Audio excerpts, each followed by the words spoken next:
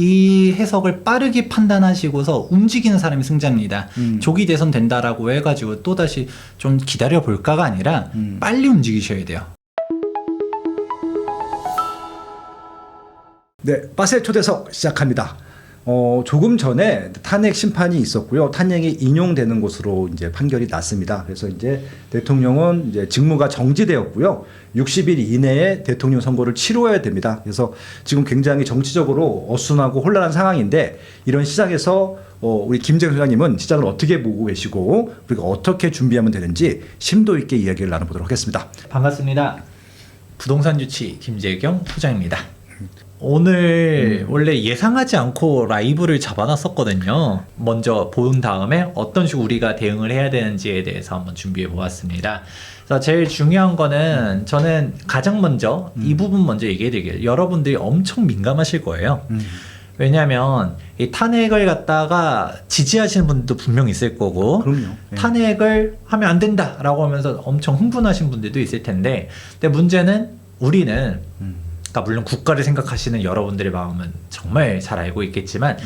아무래도 이게 주제가 주제인 만큼 좀 무거운 사항이고 정치적인 발언이 없다라고 할 수는 없을 것 같긴 하지만 그렇죠. 전 최대한 이제 배제를 하고서 여러분들은 결국 뭐예요? 오늘 이 영상 클릭하는 사람들도 이 탄핵이 되는 게 맞냐 그르냐 이게 아니라 우리는 투자자죠. 여러분들은 대한민국의 국민이기도 하지만 그리고 또 역시 한 사람의 부동산 투자자로서 내 재산을 어떻게 하면 지킬 수 있을 것인지 그래서 나의 부동산 포트폴리오 혹은 부동산 방향성은 어떨지에 대해서 한번 제가 가지고 있는 생각을 한번 정리해보는 시간 가져보도록 하겠습니다. 오늘 타이틀 무겁습니다. 윤석열 대통령의 탄핵 선고 부동산 시장 방향성은 이라는 주제로 한번 시작해 볼까 합니다. 네. 여러분들 다 알고 있는 사항 간단하게 정리하면서부터 시작해 볼게요. 2024년도 12월 3일 우리 비상계엄이 이제 선포가 되었었죠. 네. 이제 종북 반국가 세력 일거척결이라는 얘기로 갖다가 하면서 44년 만에 계엄령이라고 합니다. 그래서 12.3 사태라고도 뭐 얘기하시는 분들도 있고 그런데 그러고서 우리 얼마 안 지나서 탄핵소추안이 가결이 되었습니다. 이렇게 탄핵이 진행이 되게 되면서 실제로 선고가 언제 되느냐 계속적으로 진행이 되어 이제 지연이 되고 있었는데 그렇죠. 조금 맞춘 건지 어쩐 건지 모르겠는데 설마 헌재 재판관 분들께서 이거 맞추려고 이렇게 끈 건 아니겠죠? 12.3 계엄 123일 만에 그리고 소추로부터 111일 만에 선고를 한다.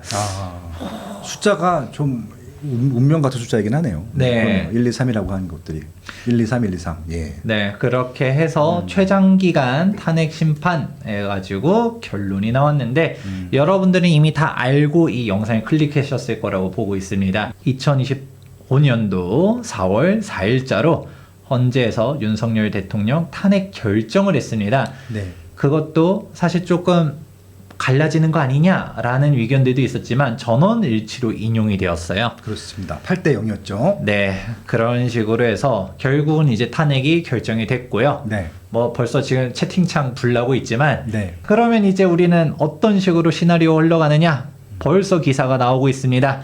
60일 이내에 조기 대선을 해야 된다.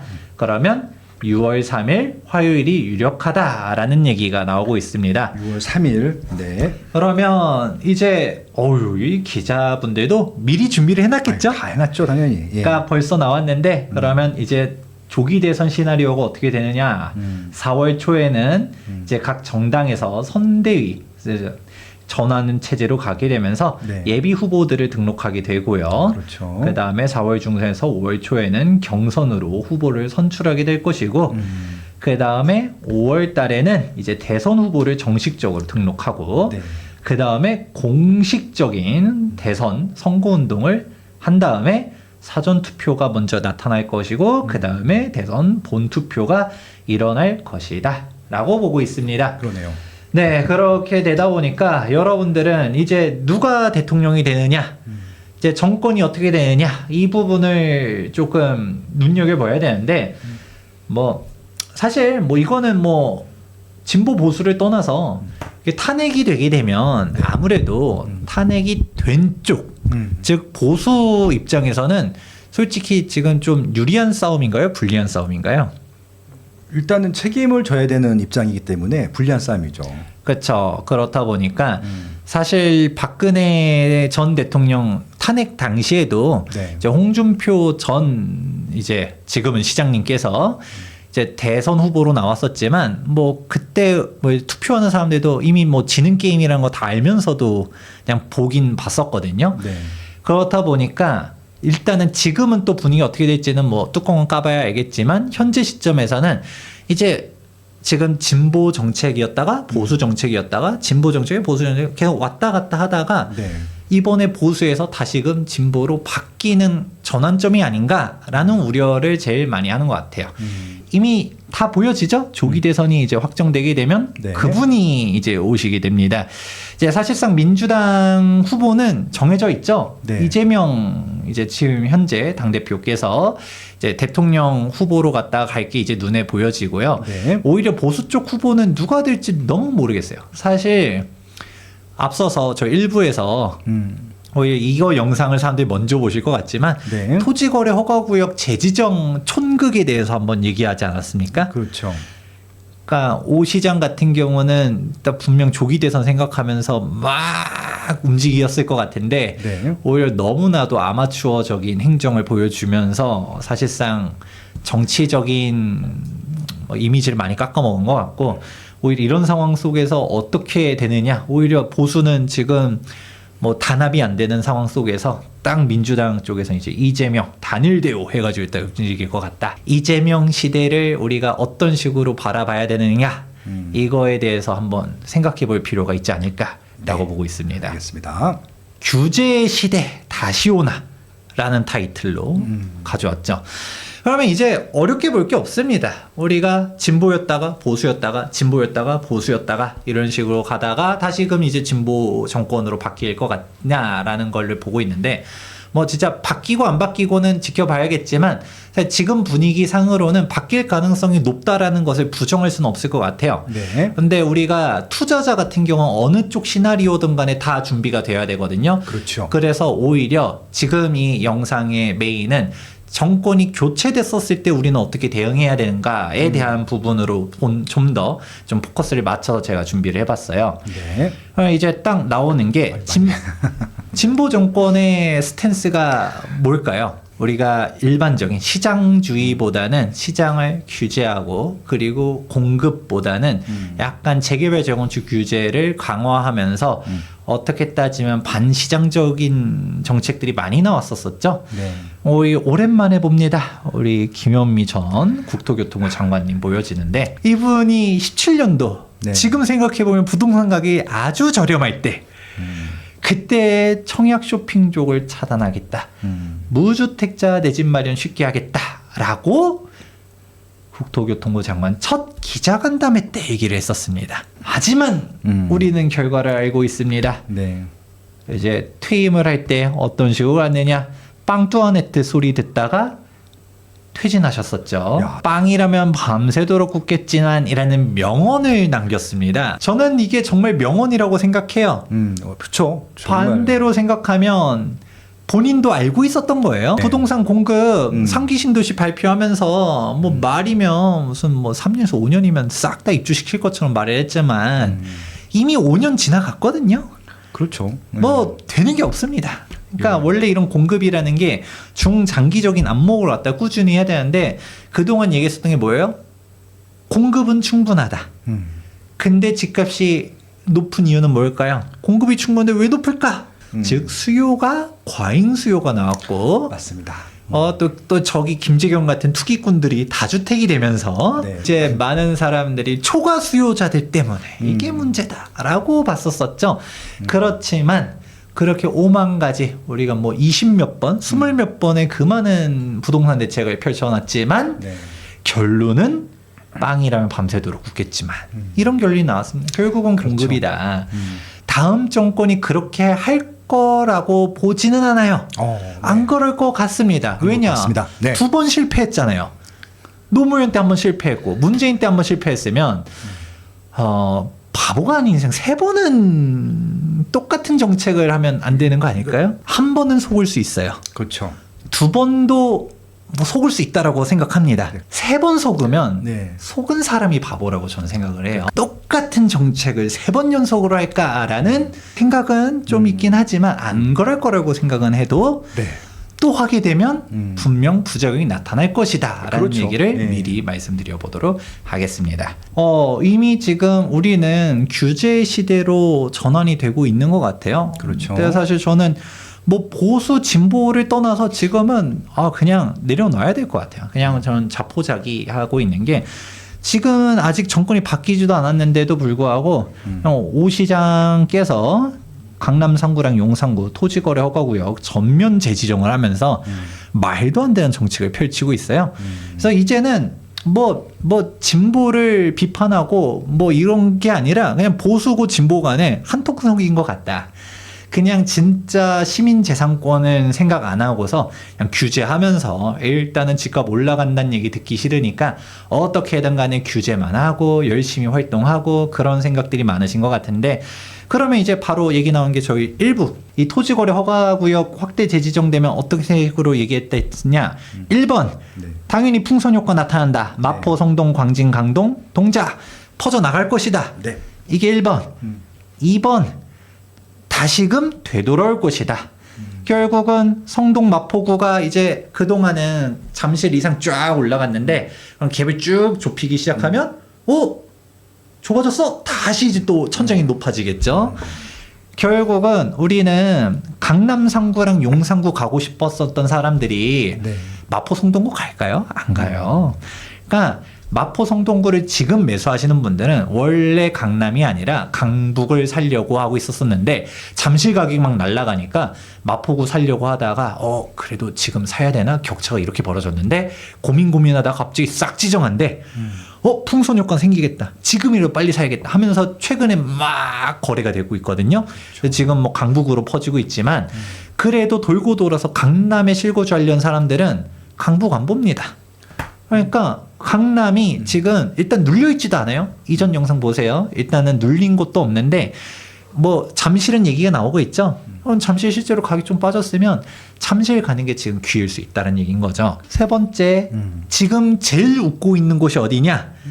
이미 토지거래 허가구역으로 여전히 지정돼 있었던 곳들. 이 대표적으로 압구정 주민분들은 빵긋이십니다. 빵긋. 이제 여의도 사람들도 웃고 있고 목동 사람들도 웃고 있고 성수도 웃고 있습니다. 지금 한남뉴타운은 또 토지거래 허가구역 피했거든요. 왜냐면 여기는 빌라, 단독 이런 게 거래되다 보니까 토호제를 또 피하니까 한남뉴타운 쫙 치솟아 올라가고 있는데 한남이 이렇게 가격 올라가니까 성수 전략정비구역 주민들은 우리도 하면서 이제 또 이미 토호제인 곳들은 제가 항상 얘기하는 게 있어요. 규제는 솔직히 말하면 진짜 저는 잘못됐다 보지만 그래도 꼭 해야 된다라고 하면 핀포인트로 하는 게 맞다라고 봐요. 근데 규제를 이렇게 넓게 광역화하게 되면 종전 규제 지역에 규제 완화 효과가 생기게 됩니다. 그러면 뭐 기존에 토호제야 다 토호제. 그러면 이제 사람들이 적응이 돼 있기 때문에 지금 반짝 사람들이 탄핵 선고도 있고 하니까 부동산 시장 어떻게 되지 하면서 긴가민가 하고 있었지만 바로 머리 회전 되시는 분들 머리 회전까지 볼 필요도 없습니다. 바로 과거만 복기해 보면 정답은 나옵니다. 정부가 이렇게 규제를 했다는 얘기는 정부 공인 투자 지역이다 라고 생각하시면 됩니다. 자, 이런 상황으로 갔다가 움직여지고 있는 것이고, 그러면 우리는 답이 나와 있죠. 어떤 식으로? 우리가 주택 가격이 올라가는 방법은 크게 두 가지입니다. 네. 1번 수요가 상승하느냐, 2번 공급이 감소하거나 이런 식인 건데, 그렇죠. 그러면 우리는 어느 쪽으로 해야 돼요? 공급을 늘리거나 수요를 줄이거나 라고 해야 되는데, 이분들은 공급 증가는 별로 눈에 안 들어옵니다. 그렇죠. 왜? 우리 빵뚜아네뜨에서 알고 있죠? 네. 빵은 하루아침에 만들어지지 않습니다. 열심히 우리가 토지 수용을 하는 것조차도 토지 확보하는 데만 해도 지금 3기 신도시를 보면 지금 이미 뭐 이제 분양하고 움직이는 곳들이 이제 드디어 속속 나타나고 있는데 여전히 토지 보상이 안 끝난 곳들 태반이고요. 그러고서 걔네들 언제 입주하는지, 그리고 첫 입주가 중요한 게 아니죠. 우리 동탄 입주할 때도 생각해보면 초반에는 그냥 허허벌판이었습니다. 이제 학교도 개교 안 하고 인프라 없고 이제 도로 교통망은 생각할 것도 없죠. 실제로 인프라까지 갖춰지는 거는 지금부터도 10년 뒤라고 보고 있습니다. 그런 만큼 공급 정말 오래 걸리죠. 재개발 재건축 활성화 지금부터 하겠다라고 하면 그냥 20년입니다. 주어 설립인가로부터도 10년이기 때문에.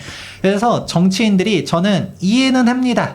공급을 늘려야 된다라는 걸 알면서도 공급보다도 수요 억제에 대한 유혹에 빠질 수밖에 없는 게 공급 증가가 우리가 정론이란 거를 알아도 이걸 하려면 내 임기 내에서는 안 돼. 그리고 나 혼자도 안 돼. 맞아요. 위에서도 도와줘야 되고 밑에서도 도와줘야 되고 옆에서도 도와줘야 되거든요. 맞아요. 주민들도 도와줘야 네. 되고 행정 인허가 관청에서 도와줘야 되고 맞아요. 모두 온 우주의 기운이 모여서 다 모여야 돼, 맞아요. 해야 되는 건데 그래 될까 말까야. 네. 그렇게 해서도 우리 정권이 아니라 다음 정권, 다다음 정권에서 이제 효과가 나타나다 보니까 그래서 안 하나? 그래서 그렇다고 좀 봅니다. 네. 그냥 정치인들이 그냥 좀 중장기적인 안목으로 가야 되는데 근한시적으로 내실적이 아니기 때문에. 이게 안 보이고 당장 집값 올라가는 게 눈에 보여. 그러니까 수요 억제 정책으로 간다. 그러니까 재개발 재건축 규제를 풀어야 되는 거는 누구나 다 알아요. 그러니까 우리 여기서도 공급 확대라고는 하지만 이미 여러분들 다 알죠? 지방의 공급 확대가 중요한가요? 지금 집값이 지방은 초토화인데 지방이 집값을 더 때려 넣는다는 얘기는 지방 더 죽이겠다는 얘기 아니에요? 맞습니다. 수요를 다 지금 일로 더 몰고 있죠. 예. 그러면 서울의 집값이 비싼 건데 서울의 아파트 공급을 늘리기 위해서는 재개발 재건축밖에 없어요. 서울에 빈택지가 있나요? 그들의 요 논리에 의하면은 경복궁, 아 경복궁? 남산, 남산? 한강 메릿 뭐 이런 것들이 있습니다. 아 맞아. 없다는 얘기죠, 뭐. 예. 아 지금 용산 주민들이 두려움에 떨고 있어요. 왜요? 혹시라도 그분이 대통령 되면 국제업무지구? 국제업무지구도 그렇고 용산 민족공원을 그 넓은 땅을 그쪽 분들이 네. 그걸 공원으로 만드는 건 낭비 아니냐. 우리 임대주택 지어야 되는 거 아니냐라는 얘기들이 있었거든요, 실제로. 그러면 그 용산 분들 입장에 이거 개판 나는 거 아니냐라고 하면서 네. 좀 그런 얘기 했는데 지금 생각하면 공급할 땅이 있긴 있네요. 근데 그 공급을 사람들이 좋아할지는 모르겠지만 근데 아무튼 뭐 그런 상황이 하나 있고 그렇다 보니까 재개발 재건축 규제 완화하면 재개발 재건축 집값 올라가는 거는 금방 나타나잖아요. 네.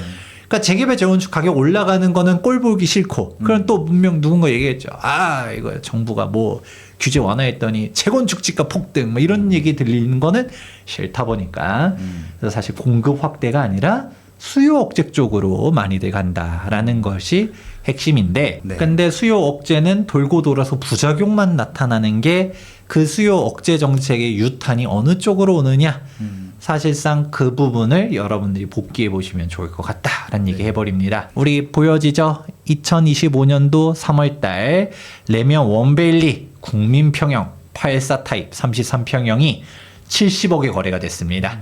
그리고 저희 앞서서 얘기했는데 좀 놀라운 게 지금 이거 우리가 실거래가 신고는 30일 이내에 해야 되니까 뭐 지나가 보면 좋을 것 같아요. 지금도 계속적으로 신고가 뜨고 있는데 지금 뭐 72억 얘기까지는 뭐 그러려니 하고요.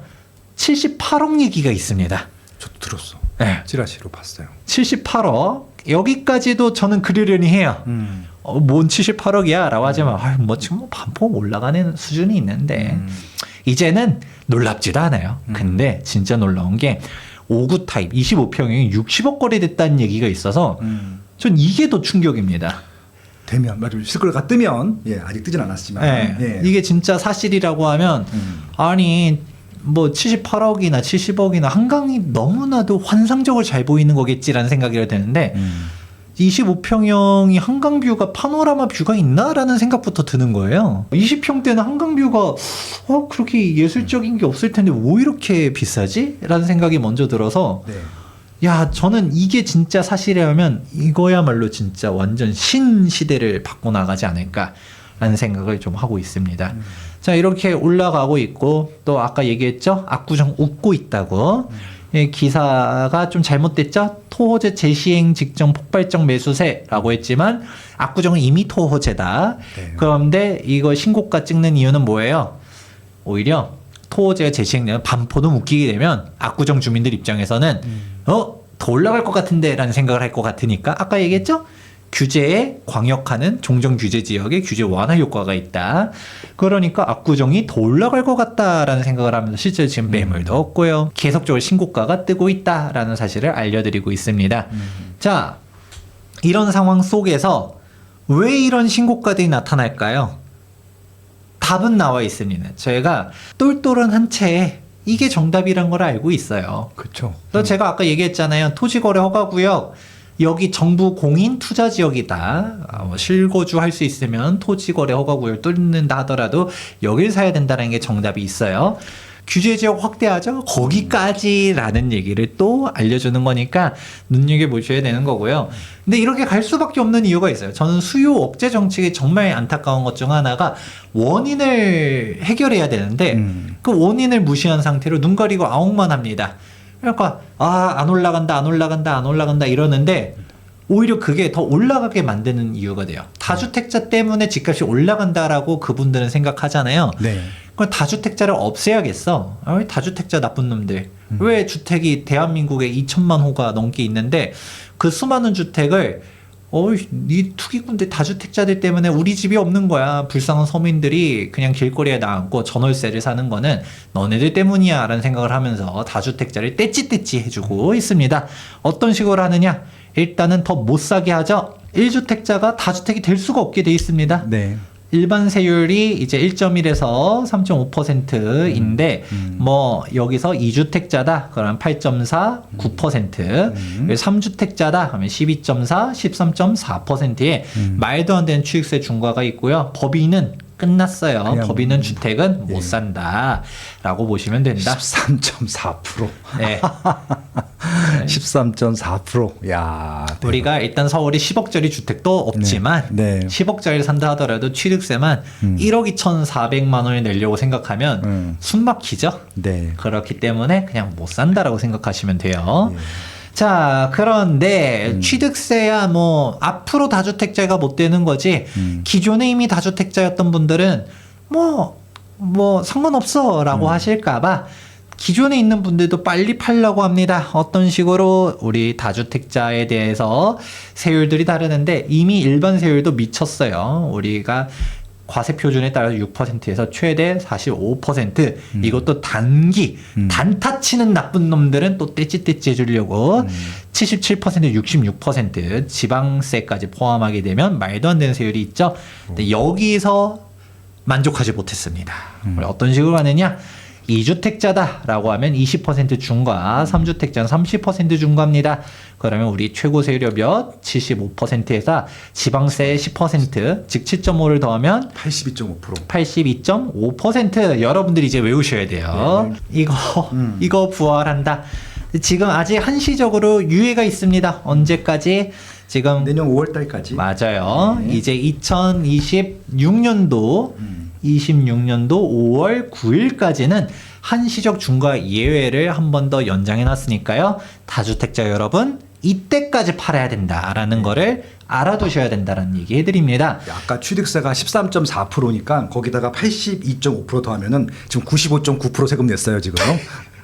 사고 팔기만 했는데 95.9% 냈습니다. 근데 아직 보유세가 남았어 아직. 정확합니다. 그래서 네. 우리가 취득세 뭐 안 사면 돼, 양도세 뭐 안 팔면 돼, 네. 천년만년 이 정권이냐 다음 정권 때 양도세 완화되면 그때 팔 거야라고 하시는 분들을 위해서 양도소득세율을 사람들이 안 팔고 버티니 종합부동산세로 갖다가 팍 때려버립니다. 그렇죠. 또 역시 정부가 빠따를 들고 기다리고 있는데 일반 세율과 3주택 이상 세율 지금 현재 세율 자체는 한번 완화가 됐어요. 그렇죠. 그래서 다주택자를 하더라도 생각보다 지금 과세 표준이 낮죠. 공정시장 가액 비율도 낮아져 있고요. 그리고 공시 가격도 좀 낮고요. 세율도 낮고요. 공제도 높아졌어요.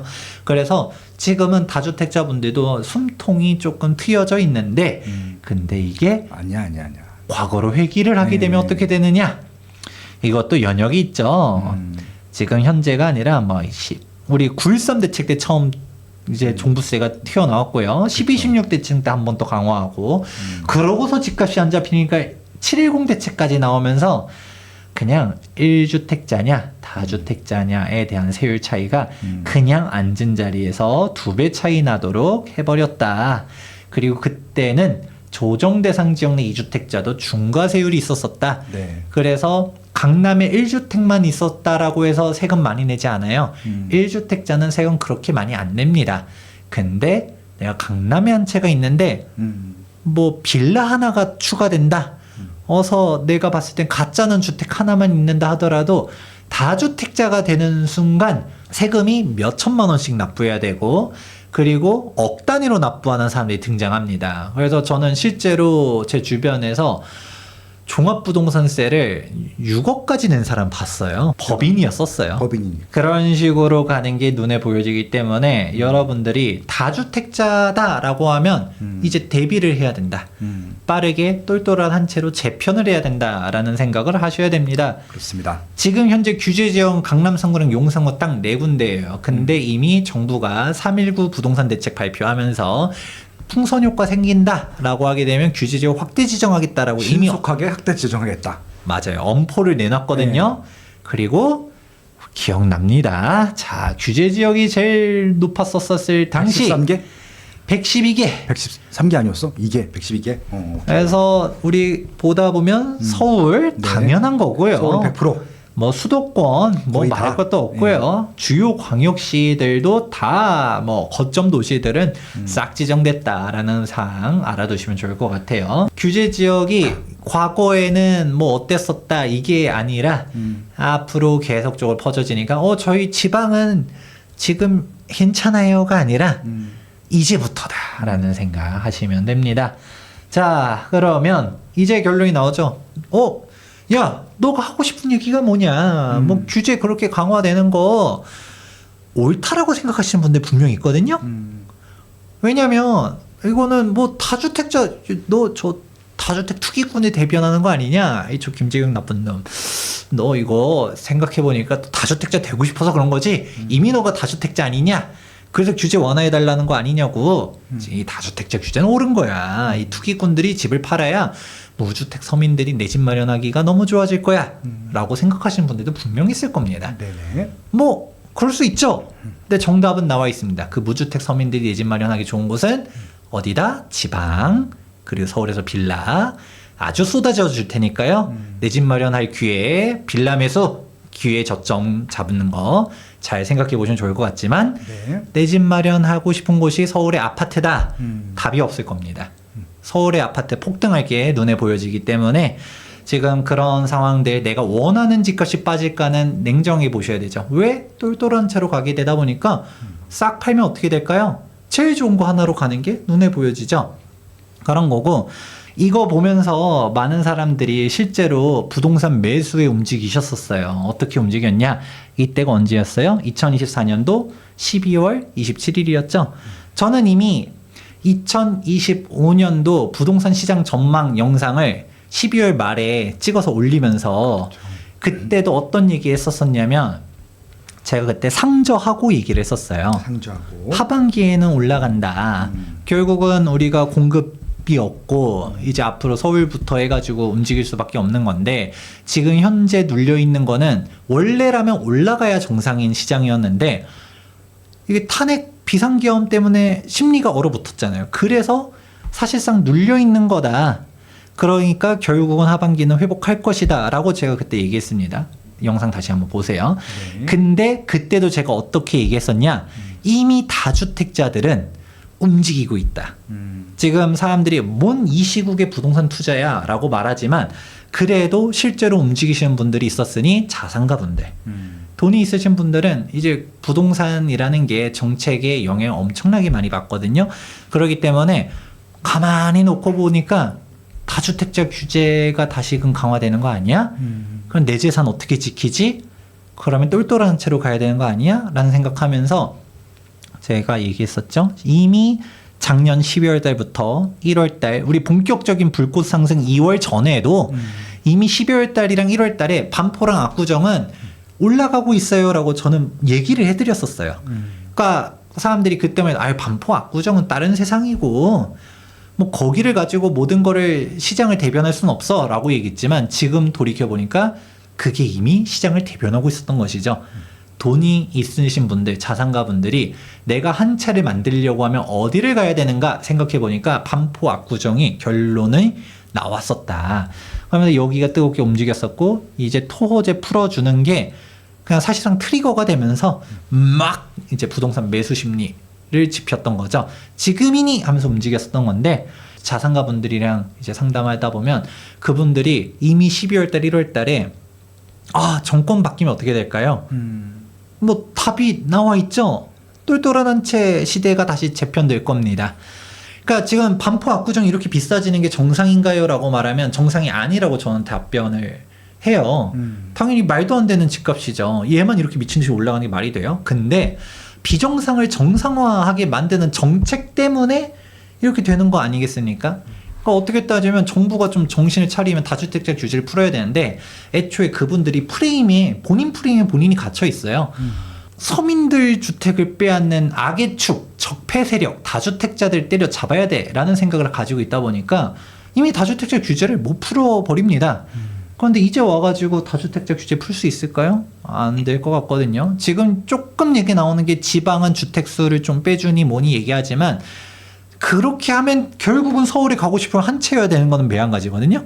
다 풀어야지 의미가 없는 거지. 서울은 그런 이거죠. 장벽입니다. 서울은 성벽을 꽁꽁 싸내서 점점점 우리가 내부로 들어오려면 장벽 이런 식으로 오는 거죠. 여러분들이 안에 들어가고 싶다라고 하면 어떤 판단을 해야 되는지 잘 생각해 보셔야 됩니다.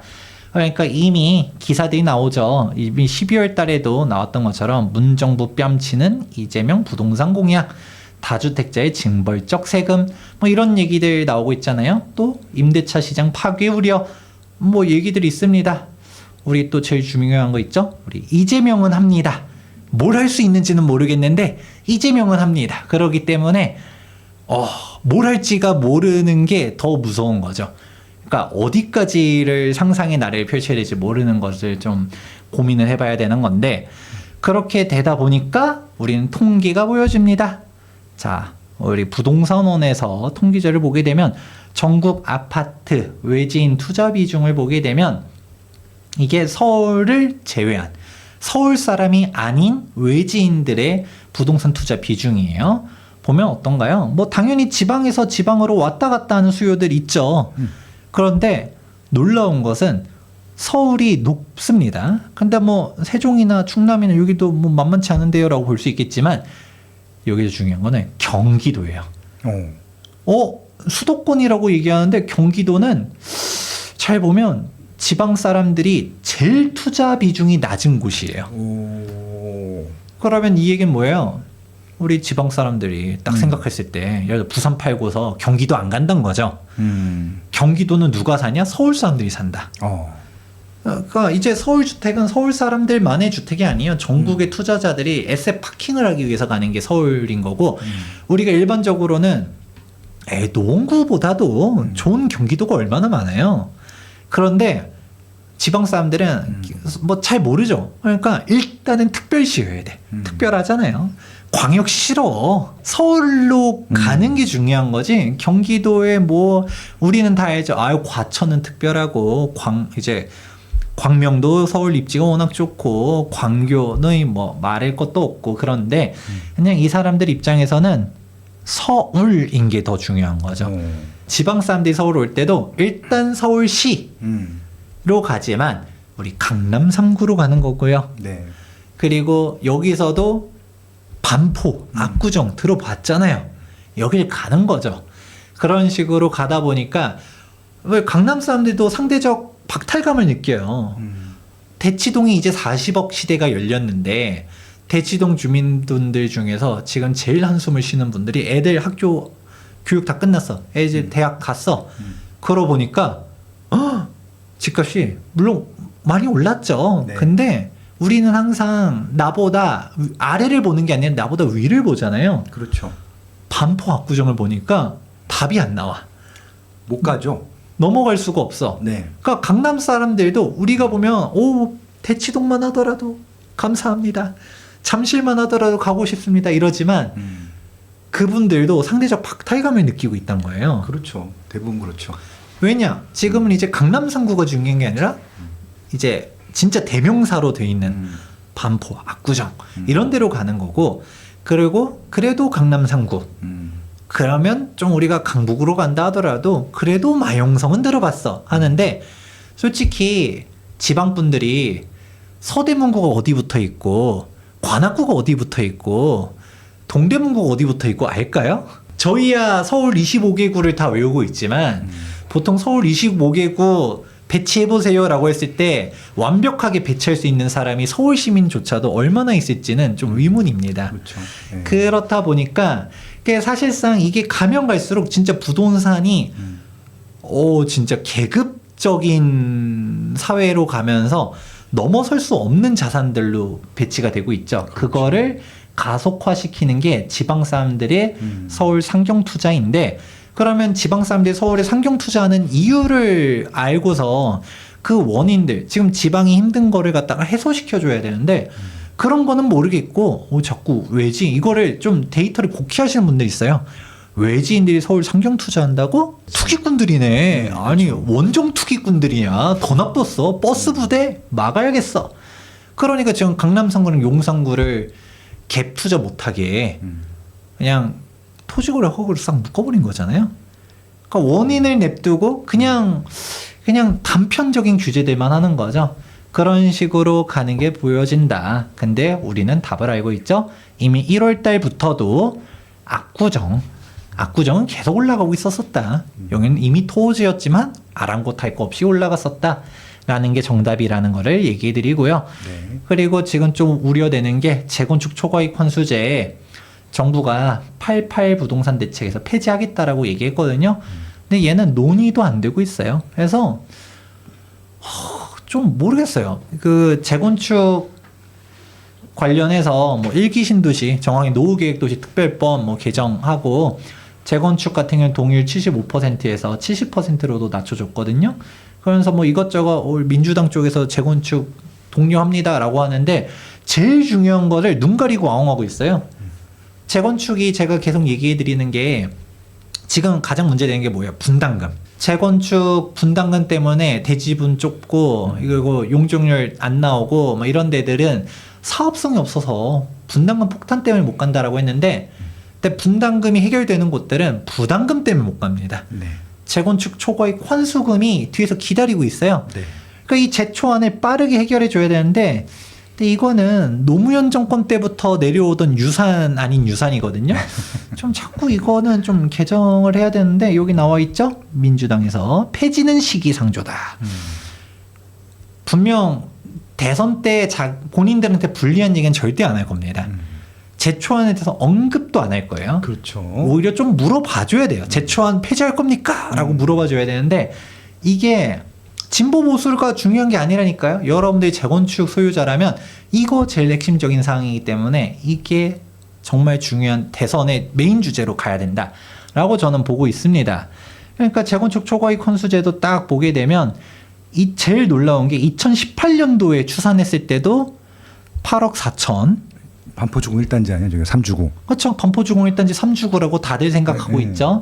이때 당시 반포가 이제 막 30억이 되냐 마냐 했었을 때 이거 발표했었거든요. 네. 근데 지금 반포가 뭐 50억, 60억, 70억, 뭐 이제 조만간 80억 짤 것 같은데 그렇게 되고 있고요. 그리고 우리가 이게 부담금을 걷는 거 안 걷는 걸 떠나서도 미실현 이득의 과세, 이중과세, 형평성 문제 영상에서 제가 상세하게 설명한 거 있으니까 그렇죠. 여러 번 했죠 우리가.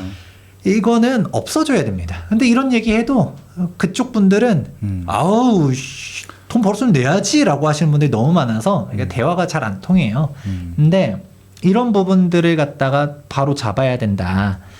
그러면 이제 돌고 돌아서 또 어떤 식으로 재건축도 힘들어질 수 있을 거고, 그러면 주택 공급 분명 또 이런 얘기 하시는 분이 있을 거예요. 충분하다. 아유 자꾸 충분하대. 참고로 최근에 서울시도 주택 공급 충분하다라고 얘기하거든요. 열심히 하고 있습니다라고 하는데 여러분들이 그냥 통계 해석을 좀 너무 자의적으로 하시는 분들이 많으니까 좀 가려서 걸러 넣으세요. 지금 실제로 서울의 일반 분양조차도 안 하고 있잖아요. 지금 그 재개발 재건축을 박원순 거의 10년 동안 막아놓은 게 그냥 역풍이 지금 오고 있거든요. 지금 현재 신통기획 가는 게 실제로 분양으로 넘어가려면 아직도 한참 멀었습니다. 결론부터 말씀드리자면 진통기획이라는 말이 괜히 나오는 게 아니다. 자, 그런 식으로 가면서 부동산 불로소득 없애겠다라고 자꾸 얘기하는데 부동산 투자자분들은 다 압니다. 절대 이건 불로소득이 아니에요. 그래서 우리가 임대 놓는 것도 일이 되게 많거든요. 그러니까 절대 불로소득이 아니라고 전 생각하는데 최근에 이제 진짜 문제 되는 것 중 하나가 이제 임대차 시장이 힘들어질 수 있겠다. 이것도 저희가 따로 영상 한번 다뤄봤었어요. 네. 그래서 고가주택 2주택자는 이제 간주 임대료 전세도 세금 내라 라는 얘기 정말 충격적이라고 말씀드렸죠. 그래서 전세를 내가 뭐 한 12억 놓고 있다 라고 하면 월 160만 원의 임대료가 있는 것으로 간주를 하고서 세금을 때리겠다. 전세 보증금 20억이다? 아니 고가 전세를 하면서 세금을 이런도 않네 나쁜 놈들. 월 300만 원의 소득이 있는 걸로 간주하고서 세금을 걷겠다 라는 얘기를 하고 있습니다. 그러니까 점점 전세가 줄어들 것이고 월세화가 될 것이다. 되겠죠. 네, 그 의도하는 거죠 그쪽으로 그냥. 예. 그리고 여기서 끝이 아니죠. 우리 민주당 민생연석회의에서 민생을 찾으시는데 민생과 좀 괴리되는 얘기들이 좀 많이 있었습니다. 20대 민생위제 발표하면서 부동산 분야가 정말 핫했었죠. 제일 핫했었던 게 뭐였었냐? 세입자의 안정적인 주거 보장을 위한 제도 정비. 영구임대? 오 맞아요. 그래서 영구임대 주택 많이 짓자라는 건 제가 이해라도 하겠는데. 아니 그러니까 그 2년씩 영구적으로 맞아요. 갱신권 보장해주겠다. 그런데 임대주택을 공급할 생각을 해줘야지 그냥 민간 사유재산권을 강력하게 침해하겠다라고 하고 있습니다. 이거야말로 불로소득 아닙니까? 그러니까요. 세입자의 불로소득을 좀 차단해야 되는 거 아닌가 싶은데 세입자가 우리 2 플러스 2 플러스 2 플러스 2 플러스 2 아이고 숨차 10년 동안 하도록 하겠다. 근데 여기서 끝이 아니죠. 사람들이 임대차 10년 얘기했었지만 단기적으로 무기계약으로 전환하겠다. 이게 핵심입니다. 저는 저렇게 발상을 하신 분들이 그러면은 다주택자들이 공급을 하겠습니까? 그냥 간단한 논리잖아요. 그렇습니다. 그냥 뭐 이건 논쟁의 여지도 없고 그냥 진짜 아무튼 너무 수준 이하의 응답. 이게 이 공식 문서에 달려 있다는 게 너무 웃긴 것 같아요. 예. 민주당 홈페이지 들어가면 볼 수 있습니다. 어떻게 좀 철저하게 한쪽의 세워만 생각을 할 수 있는지 잘 모르겠어요. 양쪽이 이 존재를 동시에 해야지 이게 유지가 되는 제도인데. 이미 이 임대차 3법 2 플러스 2만 하더라도 부작용이 어마어마하게 속출하고 있는데 이거를 10년까지 끌고 가겠다라는 부분이 문제가 되고요. 주택임대차보호법 제가 항상 예언 아닌 예언을 해드렸었어요. 법 개정할 때 계약갱신 요구권을 행사할 수 있다가 아니라 1회에 하나여라고 돼 있잖아요. 그럼 1회를 2회, 5회 만드는 건 어렵지 않다. 이미 우리는 작년 말에 윤종호 의원이 임대차 보호법 일부 개정 법률안 내놨을 때도 난리 쳤었지만 이번에 또 20대 민생 위제에 또 나오면서 그 속내가 드러났다라는 부분 알 수 있죠. 네. 그렇게 되면 결국 우리는 알 수 있는 게 아니 세입자 보호를 해주는 게 좋은 거 아닙니까? 그럼 세입자 그렇게 막 쫓겨나가는 게 좋나요? 이 나쁜 김재경아 이럴 수 있겠지만 이게 시장에 이중 가격을 만들게 됩니다. 가격을 갖다 이렇게 눌러버리게 되면 그 갱신을 하는 사람은 좋지만 새롭게 임대차를 찾아야 되는 사람은 정말 괴리된 원래 시장가보다 높은 전세 금액을 떠안을 수밖에 없어져요. 그리고 누가 전세를 놀려 할까요? 월세화가 되겠죠? 이게 눈에 보여진다. 그러니까 이제 나오는 거죠. 이 집은 이제 제 거입니다. 제 마음대로 살 수 있는 겁니다. 이제 집주인이랑 세입자랑 누가 주인인지 알 수가 없어지는 거예요. 이런 식으로 가는 거고요. 그러니까 이제 독일 예시 나오죠. 세입자 면접 본다. 라는 얘기들 나오는데 한국도 그런 식으로 될 수 있겠다. 그러니까 이제 얘기 나왔죠. 임대차 10년 이거를 어떻게 할까라는 얘기들이 나오고 언론에서 엄청나게 비판을 많이 하니까 참 말들이 많긴 나오는데 근데 여기서도 나오는 게 여러분들 이거 자료 한번 살펴보면 되게 좋아요. 이제 주거에 있어서 쫙 있는데 제일 중요한 거 좌장이 변창음이죠. 아까 김현미 얘기했었지만 최장기 국토교통부 장관 다음에 최단기 국토교통부 장관이 있었습니다. 이 변창흠 우리 좌장님께서는 그러니까 이상한 사상을 가지고서 대표적으로 2사 부동산 대책, 도심 공공주택 복합사업, 네. 일명 현금청산에서 논문 주제였지 않았어요? 네, 제 석사 논문 주제였습니다. 해서 사유재산권 침해를 아주 밥 먹듯이 하는 정책이었었는데, 그러니까 현금 청산이 정당하다라고 말씀하신 분이에요. 그러니까 정말 제가 알고 있는 사상이랑은 너무나도 괴리가 되신 분이 여기서도 좌장으로 있었었죠. 이 면면을 보다 보면 어떤 정책이 나올지가 그냥 보여지는 건데, 그래서 대책들 나온 것들이 쫙 있어요. 보다 보면 그냥 한 번씩 보시면 좋을 것 같은데, 전 되게 놀라운 것도 있습니다. 전세제도 정상화 정책도 있는데, 여길 보면 우리가 전세제도를 세입 DSR 얘기가 있길래, 저는 맨 처음에 대충 봤을 때 세입자도 DSR 보자라는 건 줄 알았더니 그게 아니에요. 임대인을 규제하겠대. DSR에 넣겠다는 거죠. 전세도 결국 부채기 때문에 전세를 놓은 그 전세 보증금도 DSR에다가 포함시켜가지고 실천하겠다. 그럼 전세를 누가 놔? 전세 놓은 집 있으면 대출이 안 돼. 이게 바보 같은 저런 발생을 하는 자체가 저는 우리 뇌구조가 어떻게 되는지 좀 궁금하더라고요. 그래서 이거 보고 좀 깜짝 놀랐었고요.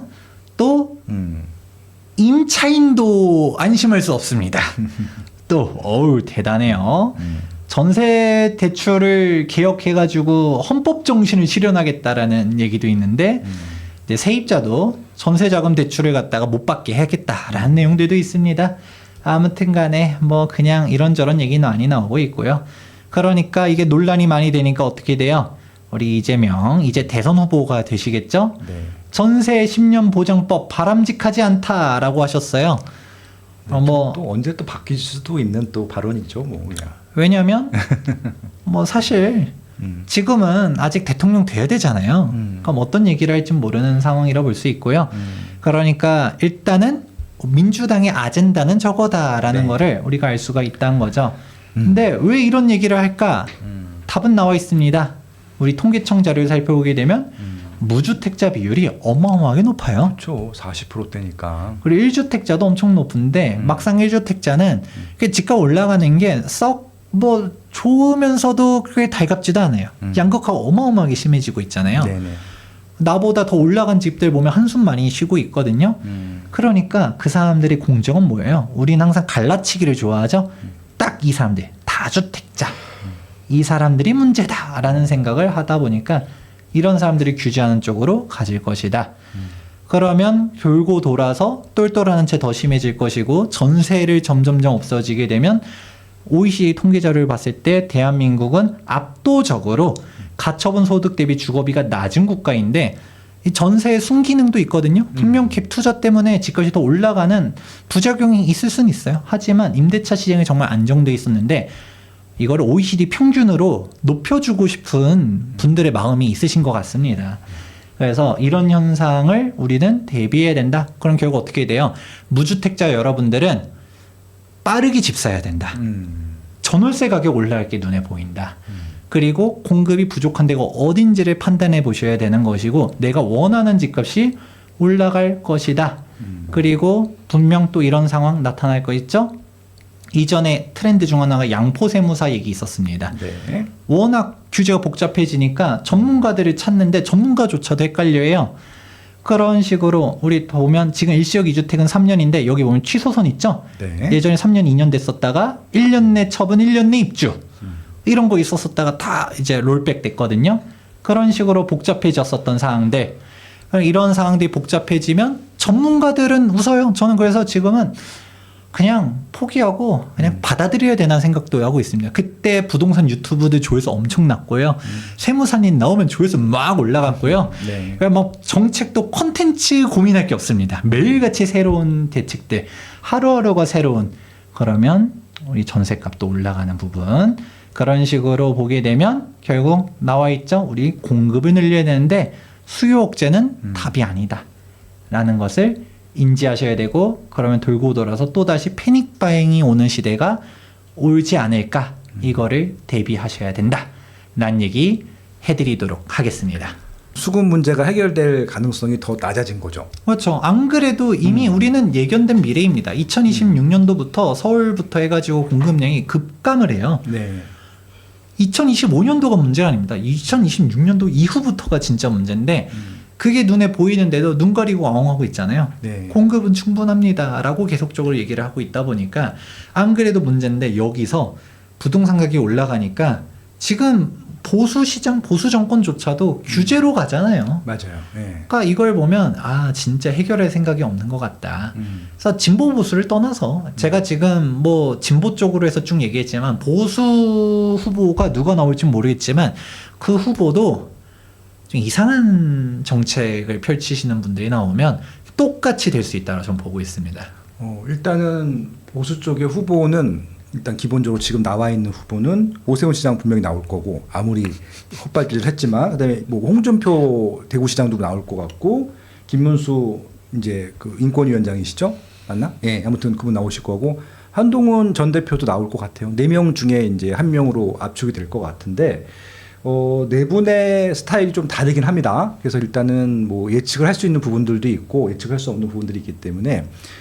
그리고 아마 민주당에서는 압도적으로 이재명 지금 대표가 뭐 후보가 될 가능성이 거의 99.9%이기 때문에 민주당 쪽에 대한 정책들은 어떻게 보면 예측하기가 쉽죠. 쉽고 근데 지금 이쪽에 이제 여당 쪽에서의 정책들은 아직 우리가 좀 예상하기가 좀 어려운 상황인데 어찌 보면은 그 윤석열 이재명 대결 때 저는 이제 부동산 정책 대결이라고 생각했었거든요. 워낙 문재인 정부에서 못한 것들도 많지만 부동산 정책이 워낙 개판이었기 때문에 그거에 대한 반발 심리로 좀 표를 좀 받았다고 생각을 하고 있거든요.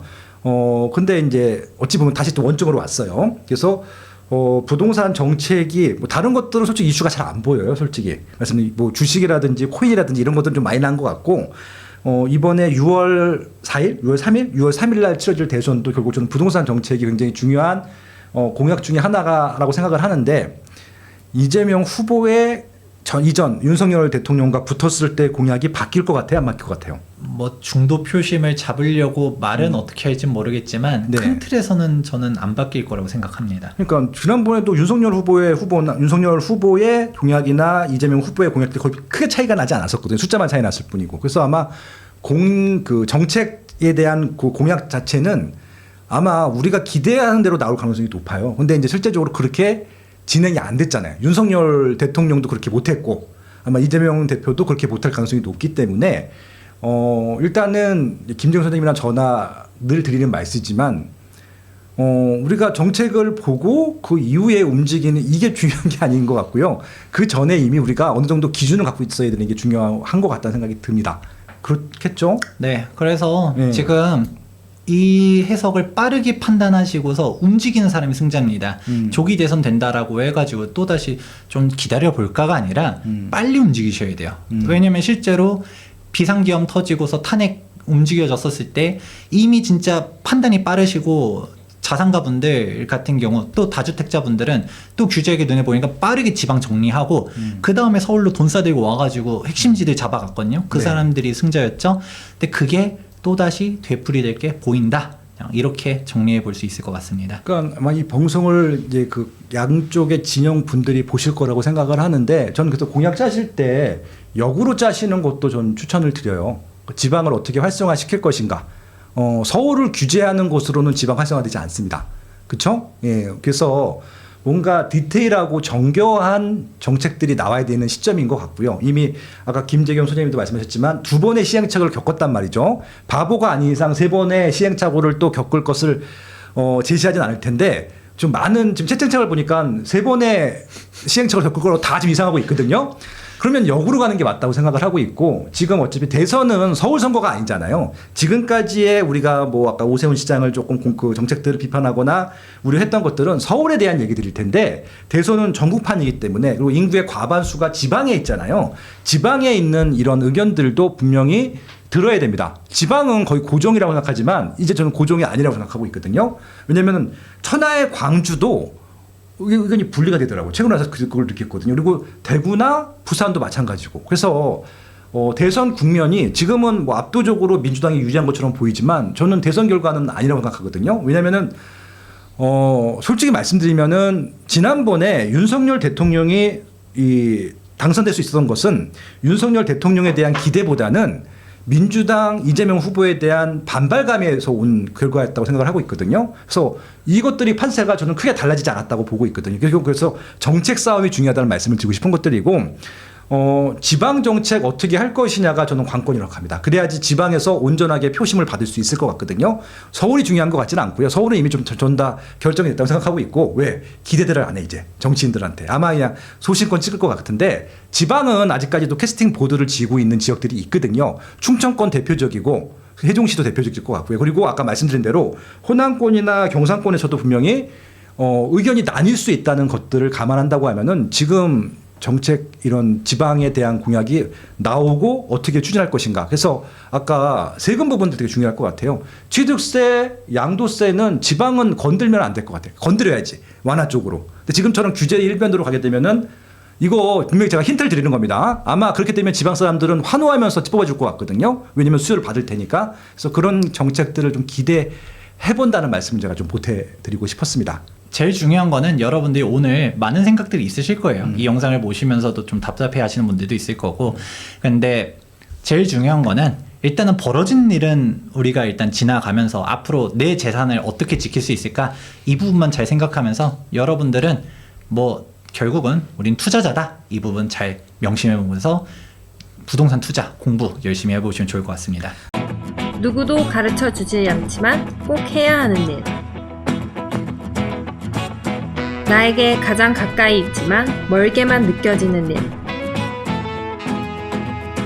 남들보다 빠르게 시작하는 것이 유리한 일. 내가 하고 있는 일은 내 집 마련과 투자입니다. 교통망, 상가, 입지, 세금, 청약. 나는 이 모든 일을 스마트 튜브 경제 아카데미에서 시작하고 있습니다. 스마트 튜브 경제 아카데미.